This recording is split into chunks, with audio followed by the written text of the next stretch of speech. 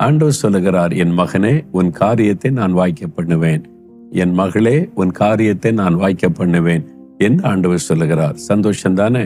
இந்த காரியம் வாய்க்கவே மாட்டேங்குது. எவ்வளவோ நான் ஜெபம் பண்ணி பார்க்கிறேன், என்னென்னவோ நான் ஜெபம் பண்ணி முயற்சி செய்து பார்க்கிறேன். இந்த காரியம் மாத்திரம் தோல்வி அடைகிறது. வாய்க்கிற மாதிரி தெரிந்து கடைசியில தடை வந்து விடுகிறது.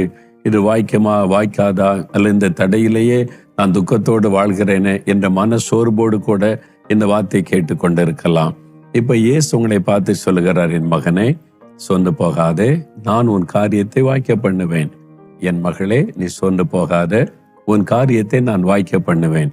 அது வேலை காரியமா இருக்கலாம், திருமண காரியமா இருக்கலாம், ஒரு வீடு வாங்குகிற காரியமா இருக்கலாம், கர்ப்பத்தின் ஆசீர்வாதத்தை பெற்றுக்கொள்ளுகிற காரியமா இருக்கலாம், ப்ரமோஷன் காரியமாக இருக்கலாம். ஏதோ ஒரு காரியம் உங்களுக்கு வாய்க்கணும். ஆண்டவர் சொல்கிறார், நான் வாய்க்க பண்ணுவேன். கர்த்தர் சொல்லிட்டா அதை யாரு தடுக்க முடியும்? ஒருத்தரும் தடுக்க முடியாது. அவர் கட்டாய வாய்க்க செய்து விடுவார். இந்த மாதத்துல இந்த காரியத்துல உங்களுக்கு காரியம் வாய்க்கும். நீங்க விசுவாசிங்க. இந்த வாக்குத்தத்தம் எனக்குரியது. என்னோடுதான் ஆண்டவர் பேசுகிறார்.